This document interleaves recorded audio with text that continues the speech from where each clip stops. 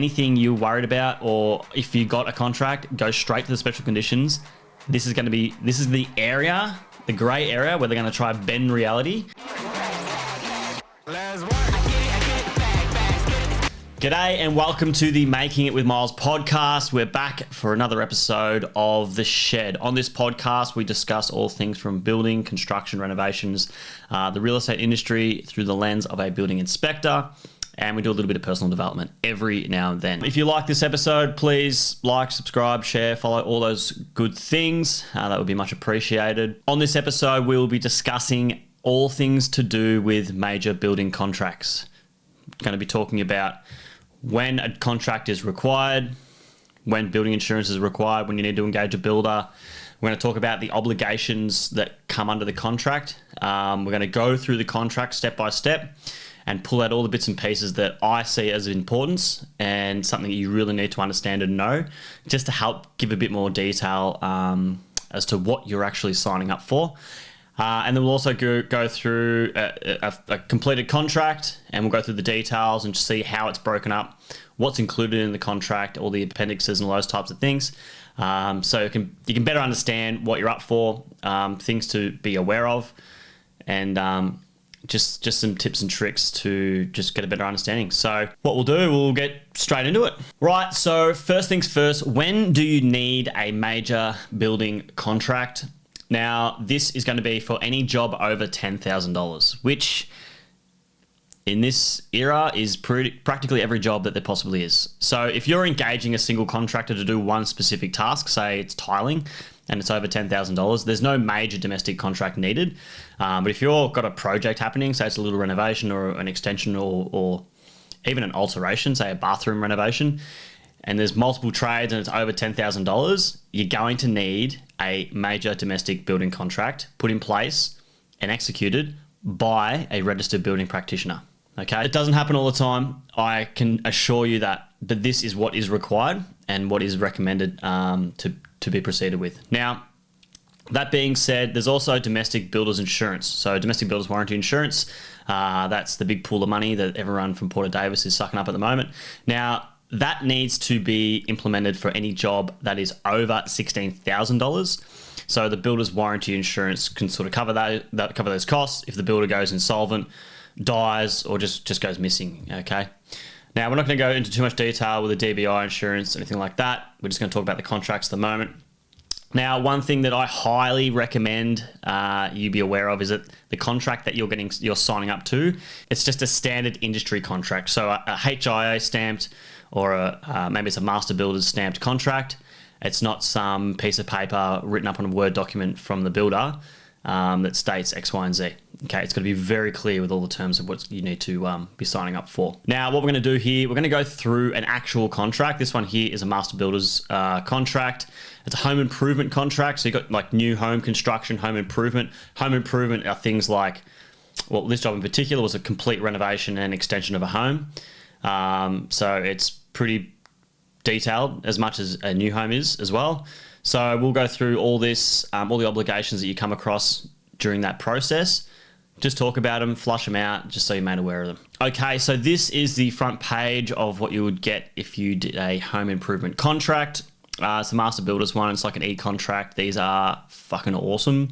They're templated. They're very easy to fill out, and they just make the process so much better. They're all up to date with the standards, and it's a straightforward process. Now, the first thing that always comes off in most contracts is the cooling off period. Okay, so in this situation, you have 5 business days to cool off if for whatever reason you want, and that's made clear at the start of the contract. Now, something to consider about these contracts is that they're all based on an Australian standard. Okay, so they all are backward engineered and built around a standard. So most of these contracts are written in a way where it's very similar and you can't really get away with things.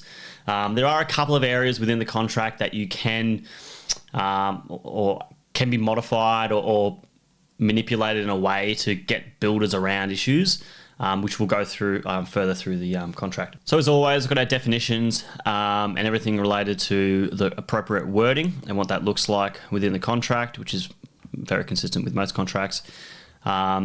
The next one we've got here is with regards to the builder not engaging the building surveyor. Now, something that's very common that I come across with regards to these clients is that as a client, it's very difficult to understand what you need to do as the role of a client when you're doing a building and construction project. You make the assumption that you just call a builder and you say, I want this extension done, and all the work's done for you and it's easy. Now, there are a lot of steps to be taken throughout this process. There's drawing documentation, there's planning permits, there's a whole lot of things that need to be undertaken. One in particular is the building surveyor. The building surveyor is the person that collates all the documentation, puts the building permit together, and issues a building permit to proceed with the construction works. They come throughout the job progressively. It's specific stages, and they sign off on the job to say, yep, the job is right, it's hunky-dory, here's your final certificate. They can move into the house, no dramas at all. Now, something that's very common is that it's difficult for clients to find building surveyors. They don't know who to engage. They don't know what's going on. So most builders would steer them in the right direction, but they can't engage that building surveyor directly for the client because it's a conflict of interest. So you'll find a lot of builders be like, all right, I recommend you use this building surveyor, probably because they have a good relationship with them and they know that they get the work, the job done quicker than most. And then it's up to the client to go out and do the legwork. What's going to happen in that process, though, is the client is going to be hit with all these unknowns, all this documentation they have to get, all these things they have no idea about. And what's most likely going to happen in that process is the builder will come in and say, right, I'll help you get through these steps. We'll get all the plans and permits together in place, do most of the legwork for the client, and help communicate what the actual construction project's going to be, and then go back to the building surveyor with all that relevant documentation. Very, very common. But be mindful, technically, the builder cannot engage the building surveyor on behalf of the client. Now, we'll touch on this. The domestic builder's insurance is a cost that goes to the client, okay? And it has to be included in the contract value. So, for example, if you're a Category C like builder and your building insurance is it's a high risk building insurance, it might be for a new home or whatever. Say it's a $400,000 job, you might be up for probably $3,500 these days just for that builder's warranty insurance, okay? And that goes on top of the contract sum. So be mindful, it needs to be included in that contract sum, excluding any builder's margin. Okay, so a very important one that does not happen often with builders is the commencement notice. Now, each job has a number of days that it needs to be completed within. That is contractually written towards the back end, which we'll go through later. But what needs to happen is there needs to be a commencement date. It's not as soon as the contract's signed, that's when the job starts. It's usually once the building permit is put in place and commencement has occurred on site. But this needs to be notified to the client. So once the builder's been on site for, say, a week, they need to send a letter or an email or some sort of correspondence to the client stating, we started on this day, this is the number of days to complete the project, this is now the completion date. So they will work back on that and go, right, this is our completion date, this was our start date, that's it, we're moving forward. So what that means is any extensions of time or any delays put onto the job, that finalized date, the completion date, is what's going to be pushed backwards, okay, from that date. So everyone's in agreement, started the job, this is when we started, this is when it's going to be completed. What can happen if this doesn't occur, a lot of people can go, they think the completion date is going to be, months away, but it's actually in reality further along the track because the client feels thinking, oh, once I sign this, we can crack on, but that is not the case, unfortunately. All right, so this section of the contract is, we discuss all things prime costs and provisional sums. This just explains some basic do's and don'ts and briefly explains what they are. So, very basic. A prime cost is an item that does not include any labor that is flexible on the job. Now, what I mean by that is you could have a prime cost item of door furniture or door hardware. You might have $1,000 in there for the job. Now, all that is that's a pool of money that is going to go towards only door furniture. Now, if the client spends more than $1,000, they get charged the extra $500 plus builder's margin on top of that. If the client spends less than the $1,000 and they get their door furniture for free or $500, that sum is deducted from the contract value.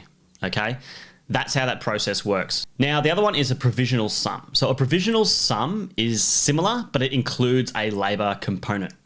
Now, that labor component might potentially be something along the lines of drainage. Okay, so you have a provisional sum. So we have a pool of money in the contract that we have allowed for, $5,000, to do Aggie drains around the house to help with drainage. Now, the reason why it's a provisional sum is because it's might be an unknown at the time. There might be drainage already there. We don't know if it's workable, if it's working already. Don't know if it needs to be replaced, or there's nothing there at all. We just don't know. So what we've done, and we've agreed with the client, is that we'll put a sum in that can pay for something. It may not be all of it. It may be, it's a flexible number, but it's a value already in there. So same again, if you go over that value and it costs $10,000 to do the Aggie drains, well, then what that's going to do is going to add on top of the contract value plus margin. The builder needs to show proof of this and needs to show proof of receipts, absolutely everything to prove that this is how much it did cost, to ensure that it is contractually okay and acceptable, and obviously the credits are made or vice versa. Okay, so we've got builder's obligations, builder's warranties. All right, so this is a good one. So another one that's not very common that small builders I think would do often is clearly defining their progress payments.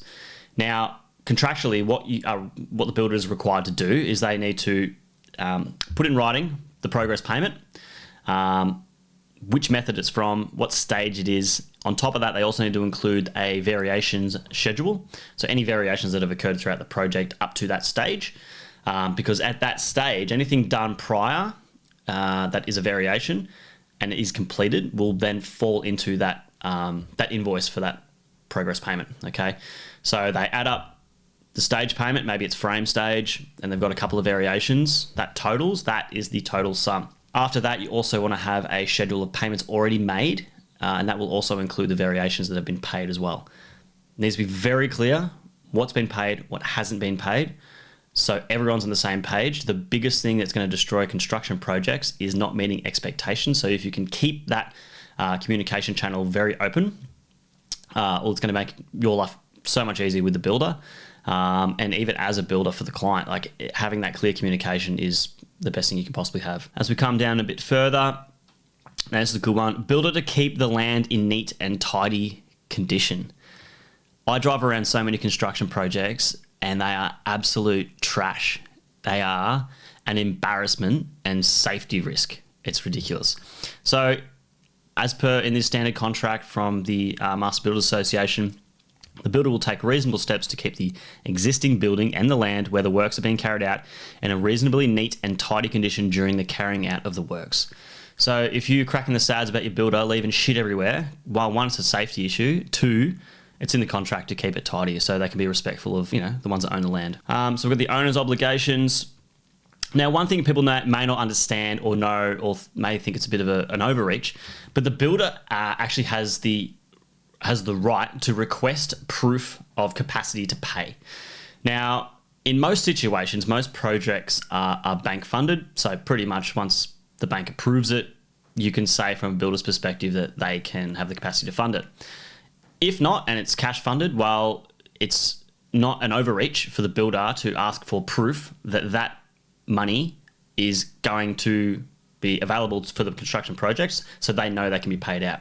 So if you feel your builder's pushing a little bit too hard with regards to capacity to pay, be mindful that it is actually okay and he can do that if he wishes. Now, what you're going to find at the start of the project is a deposit payable. Now, any job under $20,000, you can ask for a 10% deposit if you wish. Any job over 20 grand, which is most decent jobs, 5% deposit is the only amount you can ask for. Nothing more than that, that's the number. So if they're trying to squeeze for more out of you, just tell them where to go. So we come down to here to the owner's obligation not to interfere. Now, this one is very critical because if you as an owner continue to interfere with the project, this can be a breach, or this is a breach of the contract and actually can cause you delays and cause you issues. Now, what this actually indicates is that the owner should be only talking to the builder. All right. Not the builders, laborers, not the builders, subcontractors, not the builders, suppliers, any other consultants associated with the builder. The client talks to the builder only.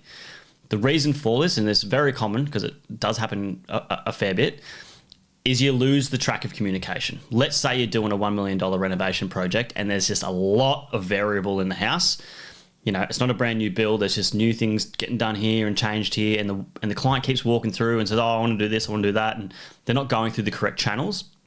What can happen here is you might have an owner that's gone in on a Saturday, walk through the job, which they really shouldn't be. But if they did, and they're having a chinwag with the plumber, and then all of a sudden they've changed all the locations of plumbing, they've changing this and changing that, and they're changing their fixture, and there's no real conversation had with the builder. What can actually happen is that can lead to costs.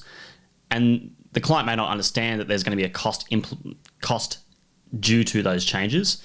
So they're making these changes, then the builder comes in, doesn't even know that the changes occurred. There's no communication. It's he said, she said. It's an absolute shit show, and it is not what you want. So there's nothing wrong with your client and yourself and the trades going out to site and discussing things on site. That's fine, as long as it's minuted and captured, because if you find yourself as a client interfering with a project and going in there and kicking and screaming and changing all the rules, well, you are going to get your ass handed to you and sent off that job quick smart. So I would not recommend that one bit.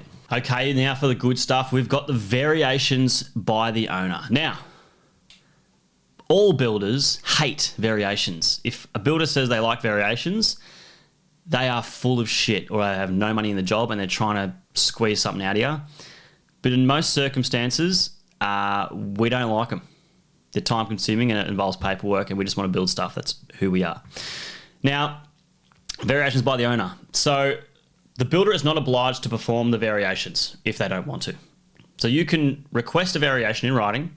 The builder doesn't have to agree to that variation. Now, there are some prerequisites here to understand, and that is there's a few things. So the owner can request a variation, and they say they want to change the door types, right? They can say, I want to change the door types from type A to type B. If it doesn't change the permit, if it doesn't change the contract to increase it by 2% or more, and it's not going to cause any delays in the project, well, what can happen is the builder can just say, all right, it's going to be a cost neutral sum, or it's going to cost an extra over of whatever it is, and it's agreed upon, proceed, job done. Now, it can also go the other way. If it is a substantial change, that it's going to change the building permit, it's going to change the cost of the contract to greater than 2%, or it's actually going to cause delays on the project itself. This needs to be clear now in writing from the builder as to how many days expected it's going to be delayed, because this will be put onto the back of the contract as an extension of time. They need to know the costs associated with it, and then they can even take a deposit on those costs. So say it's a 100 grand variation, they can take a deposit of 20% on that before starting the variation change. But that has to be signed and agreed upon from both parties before proceeding, okay? Very critical. Variations need to be absolutely black and white as to why it has occurred, how it's occurred, and what's going to proceed moving forward, and how the completion of the job is going to look like. Most disputes, you would come across during construction projects is during these variation disputes and complaints. It's it's oh, you allowed this, or had this on the drawing, and why am I getting a variation for this? I think most of the time it comes down to poor contractual setting up the project, something like this, not being super clear on the plans as to what you're executing and what you're not. I'm going to show you actually towards the back end of this a tender qualification document that we put in place to help mitigate this issue. And I recommend every builder does it, and I recommend every client gets their builder to do it. You do notice it on the big builders, like they have every tiny detail of exactly what they're implementing and also what they're not implementing. So it's very clear that a variation has been executed. It's just not as common with especially smaller builders that don't have the resources and capacity to sort of knock out a beautiful looking contract. Okay, so now we're looking at variations by the builder. So again, it needs to be signed and agreed upon by both parties for all variations. Even if they're small and it's a zero-sum change, I will be getting it assigned and approved by the client to ensure that everyone is hunky-dory and are on the same path. Variations by the builder is very similar to the client. Okay, so we've got a good one in here, which I haven't come across for a while, to be honest, which is the builder's entitlement to extra amounts for excavation and footings. Now, this is a very, very common variation you're going to get in most construction projects, and that's in-ground works. And the reason being is because it's in-ground and you don't know to the extent what you're going to be doing, and it's a best guessed game. And what it says here is pretty well similar to that. It says the builder will be entitled to a claim of money not already provided for in the original contract price if the need for the additional amount could not reasonably have been ascertained from the foundation's data. So what that means is, based on the soil report, based on the engineering drawings, okay, anything that is outside of what you would assume is there and it's an extra over is going to be a legitimate variation. So you might have on the drawings that the founding depth is going to be 1.5 meters for the bottom of the footings. The assumption is we're digging 1.5 meters down. That's it. Okay. What you can find is you might have soft spots, or you might hit rock, or you might have other unforeseen issues. There might even be a pit in the middle of where you're going to be digging. Okay. What that's going to do is going to change the whole scope of the footings. You might have to dig deeper. It means there's going to be spoil removal. You're going to have blinding concrete, which is just pretty much refilling the concrete back up to the base level, is at 1.5. So it's concrete, steel, concrete again. This is very common. All right. So the one thing I do sort of find is that a lot of builders don't really price in any allowance for extra over. Like, there should always be a provisional sum in the contracts for soil removal or spoil removal or anything like to do with that sort of thing, because it needs to be very clear that if we hit this is what's going to occur. All right. If we need to go deeper with the blinding, with the footings, it's going to cost you $3.50 a cubic meter for blinding concrete. That's it. The subcontractor claims it. You pay them. You claim it from the client. We're just in the middle. You know, it doesn't change anything for us. All right. Yeah, interesting one, that. I liked it. Okay, so one of the other very important aspects of a building contract is the extensions of time claim. EOTs, delays, all right? Now, at the start of the project, the builder should have written you a commencement letter and said the date is going to finish on like most construction projects, on Christmas Day, all right? 25th of December is the completion date. Any delay during the construction project, now that's going to include things like any variations that cause delay. Maybe you can't get onto specific materials, which is delaying the project. Inclement weather, rain, maybe it's bushfires, I don't know. Could be a client dispute, industrial action, just things outside the builder's capacity to control, okay? The builder can't control it. It's just is what it is.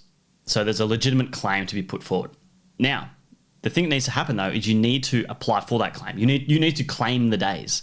So if you see a delay coming up, say materials, and it's going to be, all right, we've got a 6-month lead time. This would have been a big COVID thing. We've got a 6-month lead time on getting this specific material because, you know, the whole world wants to shut down, right? Now, it's just a written notice. There's going to be a 10-week delay because I can't get the materials in a reasonable time, all right? And you need to prove it. So you need to say that normally it's 4 weeks. Now it's 12 weeks. Okay, so we had to do that on a couple of our projects during COVID, and it was agreed upon by the client because there was no alternative product we could use. It just had to happen, which was unfortunate. Okay. Now, what this does is you need to you put it in writing to the client to say that we've had 10 days of rain over the last month. We're going to put 10 days of an extension of time in, which will push that completion project from the 25th of December back to early January, okay? Now, if the client doesn't respond within 14 days, it's assumed that they've accepted it, and then the contract is pushed back. If you would like to reject that claim and you think they're full of shit, Well, you need to do it in 14 days and respond to the builder. Okay. And then you need to negotiate in reality what those actual delays are going to be. Okay. Now, some builders will take the piss on a couple of variations in regards to trying to push out the contract as far as they can.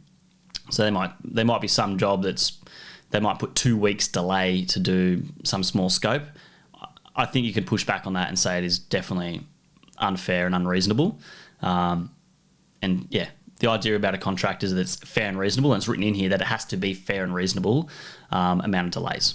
Okay, so now we're getting into like suspending the contract, terminating the works. Now, this is from a builder's perspective. Okay, so from the builder's perspective, they can also terminate the contract as much right as the client has to.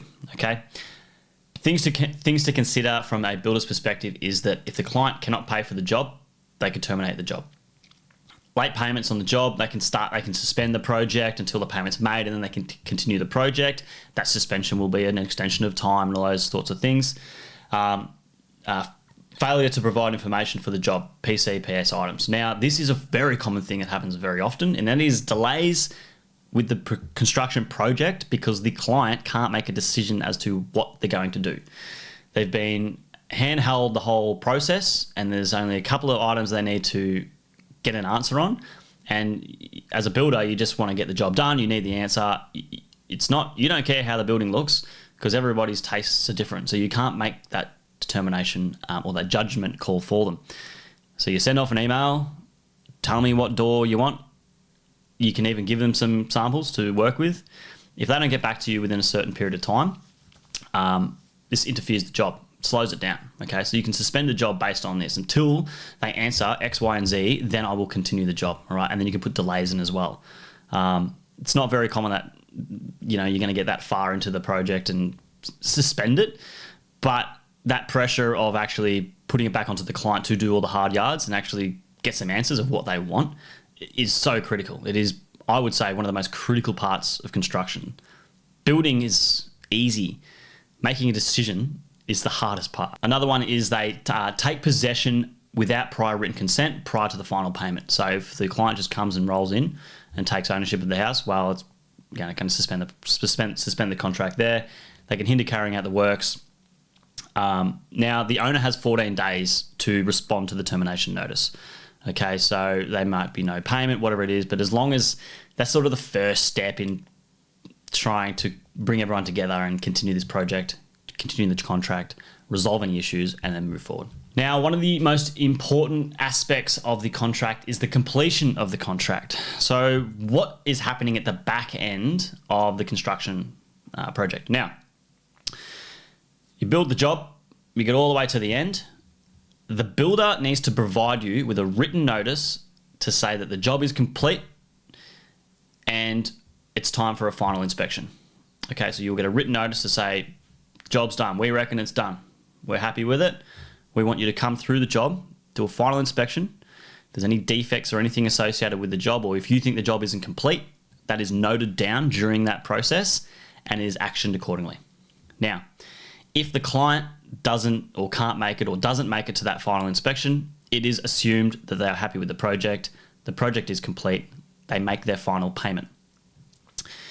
If the client goes to the inspection and they put a hit list of defects together, there might be some painting issues or it could be anything. As long as it's related to the project and they're fair and reasonable and they're actually genuine defects, that big list of items, the builder has 21 days to execute.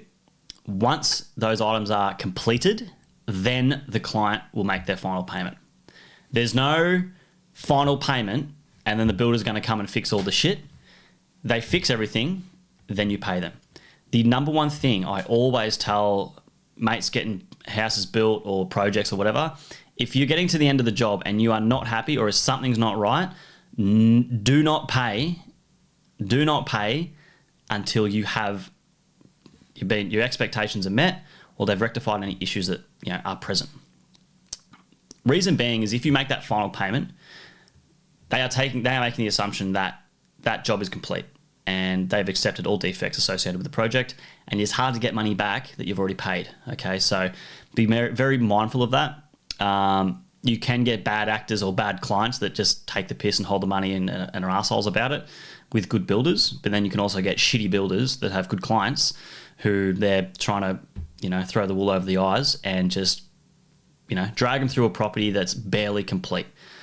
Another thing that's very common you'll get, especially with these new, like these big builders, is they'll write to say that the property is complete. They've got the certificate of occupancy, which technically you can get the completion of the project without the walls being painted. So the client walks into the house and half the walls are painted, everything's installed. You can technically live in the house, but it's not complete. It's nowhere near complete. So things like that is a pain in the ass as well, because you can't defect a property that is incomplete. It's called incomplete works. It's not a defect. So it's something to be very mindful of.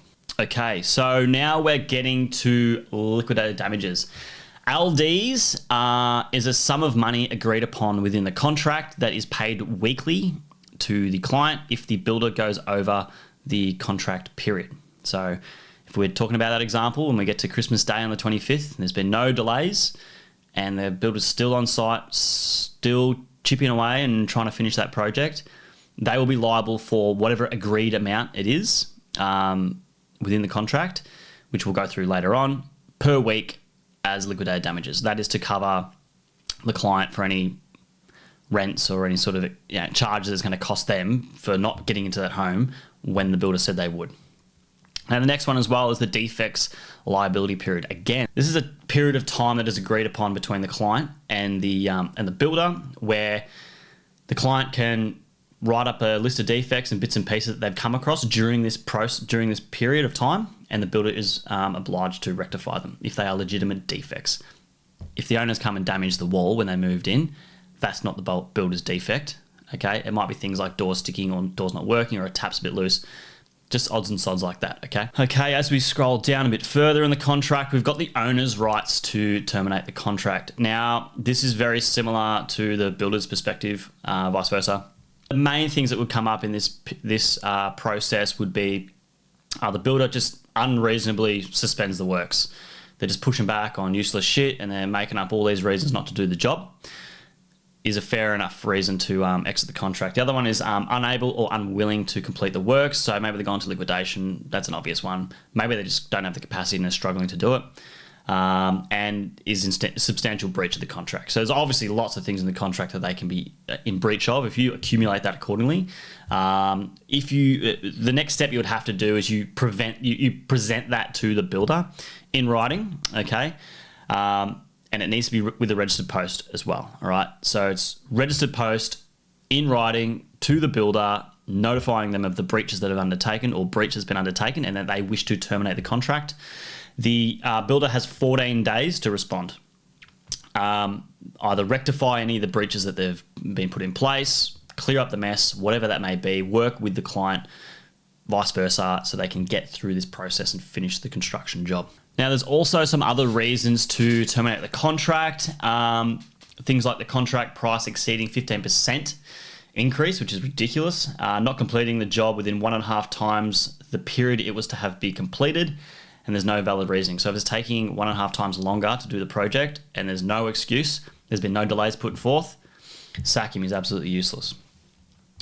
Now, an important part of the contract is also the dispute resolution. Now, this is a contract from Victoria. In Victoria, we have the DBDRV. It's a step before VCAT. So this, obviously the Civil Administrative Tribunal here in Victoria. Now, most states have a VCAT equivalent or a QCAT or an NCAT.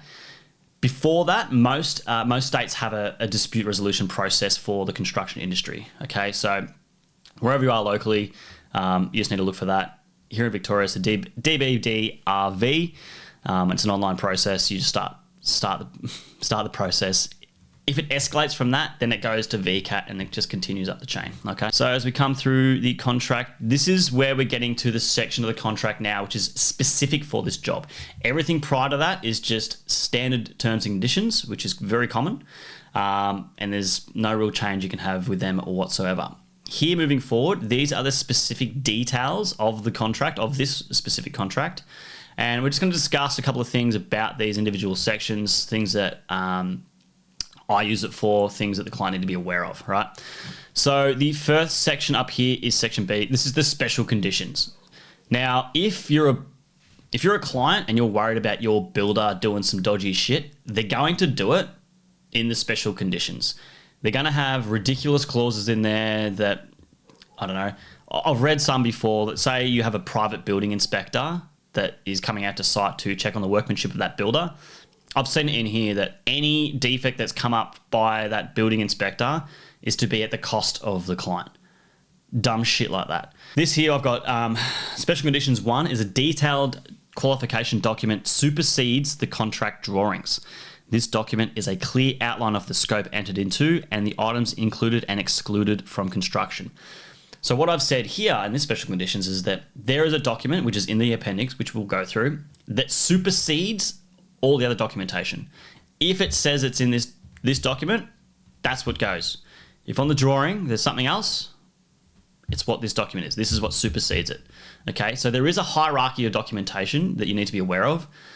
Be mindful that you want to be very clear as to what that hierarchy is.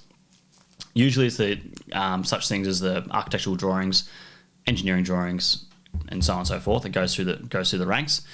But then from that, you've got specifications. There's a whole pile of shit, which we can discuss another time. But yeah, in the contract, you've got special conditions. So anything you're worried about, or if you got a contract, go straight to the special conditions. This is the area, the grey area, where they're going to try bend reality and shaft you if they wish. Now, the next is just the basic details of the contract. You've got the owner, the builder, the warranty insurance, you've got the land. Now the land, like you need to know proof of they own the land. It's the folio, it's the whole title documentation. Next, we're looking at the description.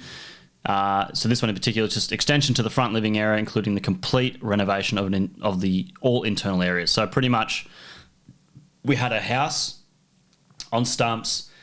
We removed the roof. We removed every internal wall. The only thing we kept was the subfloor frame and the external walls, and that's it. We did a little extension, and then we rebuilt the whole thing, new roof, all that sort of stuff. It was pretty sexy. Specifications. So again, this is included in the contract. It talks about the specifications, the fixtures and finishes schedule, the detail, things like that. You got the plans. You got the details of the documentation. So who the architects were, the engineers, all those types of things. This continues down. Now, this is where we talk about the construction period. So this is a standard table that we fill out in the contract. So this says here that there is going to be 48 days, 48 Saturday and Sundays. We've got, so in total, 2 public holidays as well. So we've got 50 days when not working. So the allowed actual construction period is 120 days. All right. So the total construction period, including delays, is going to be 170 days. All right. So there's other things in here. You can have like RDOs, builders holidays, all this sort of stuff you can add into the into your delayed period. Now this is critical because this is the number that you're working from your commencement date, and then pushing it out. Okay. The next one, this is probably pretty important. This is the contract price, the deposit, both including GST, because we're talking in terms of the client. Now, there's other things as well which we have in contracts, which is like services and facilities. So the owner might not be paying for it, and we might have to be paying for it as a builder. So we can have like fees inside the contract about using gas and sewer and telephones and all that sort of stuff. In most situations with domestic construction, none of these are going to be included, and it's going to be the cost of the owner. But you also need to put a bit of a note in there about how much approximately that will cost them as well. That also goes for excluded, obviously any excluded fees, but also goes with regards to the permit process.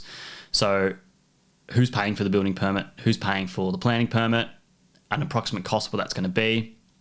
And that's all up here through, it's just a tick and flick thing. Now, the next one is the period for payment of the progress claims. So we've got here 7 days. If nothing is stated, it's 7 days. Builder puts the invoice in, you got 7 days. Unless there's a dispute, you got 7 days. Pay the bill. The other one is the period for payment of the final claim. Again, 7 days after completion. Once all those defects are completed, you've got 7 days to pay the bill, okay?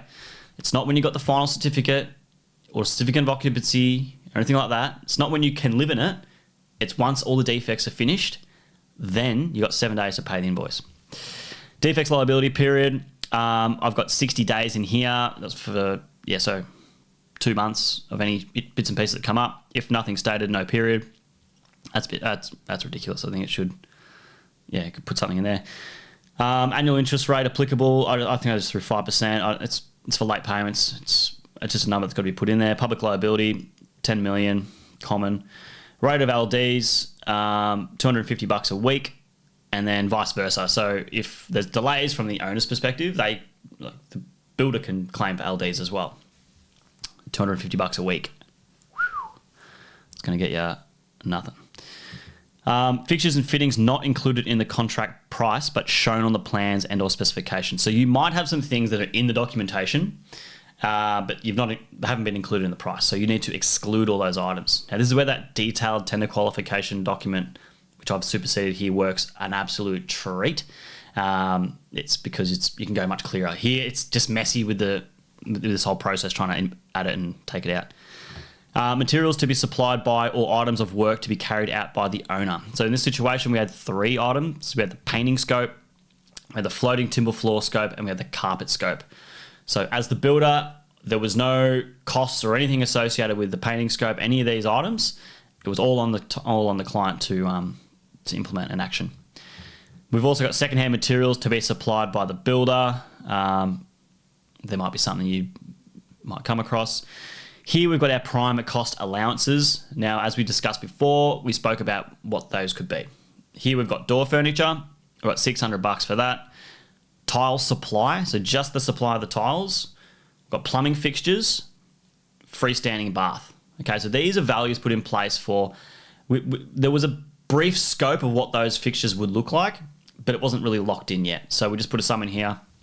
And then again, any excess, you've got the builder's margin, which is 15%, which is a minimum of 15%.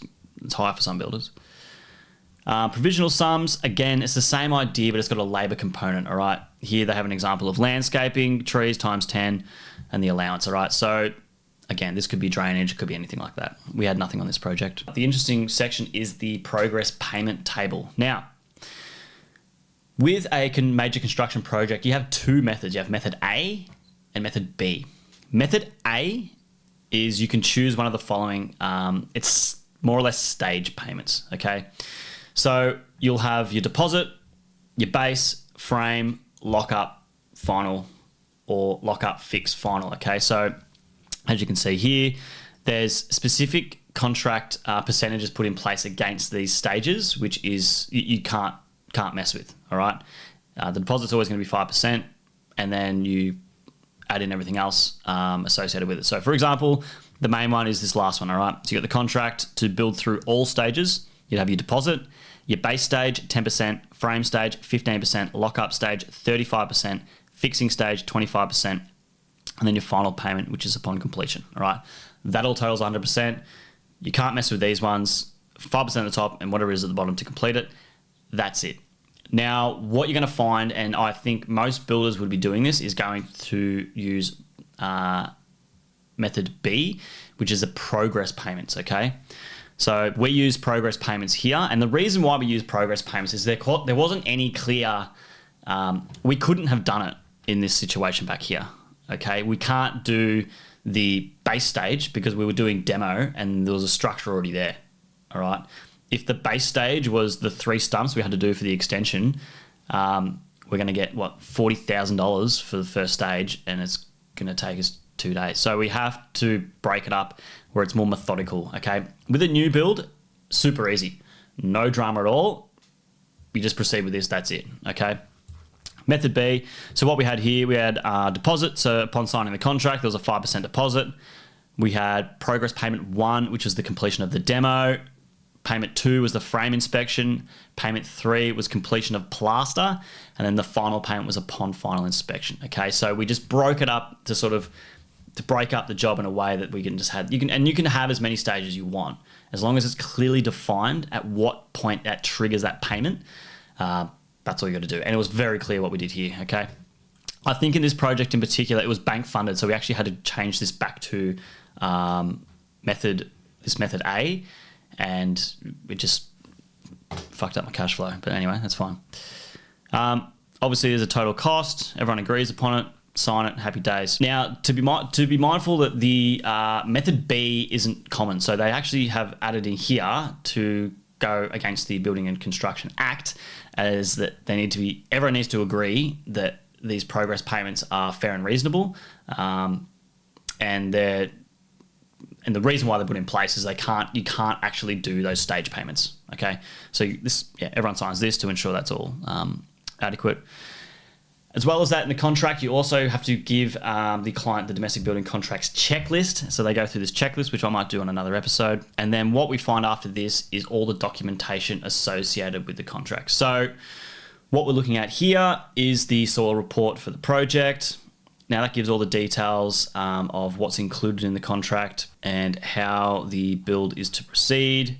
We've got the thermal assessment, so the energy report. Now, so some of the things required to form a building permit, which I might discuss in another episode, is these specific items. Okay, so you need the building contract, which is obviously given. You need the architectural plans, the engineer's plans and computations, the soil report, the energy report or thermal assessment. You might need a BAL rating, which is bushfire attack level rating, and the domestic builders insurance. Most of the time, that's the basic documentation needed to put together a building permit for a domestic building contract to proceed with it. Okay, so that is what you're looking at when you go for a major domestic building contract. I hope this gave some clarity to anyone in the situation at the moment. If you have any questions, please ask. Happy to help out where I can or give further details on specific areas, which I think I will do throughout this process. Hope you enjoyed this episode of The Shed. Thank you for listening in, and we will see you on the next one. Catch up.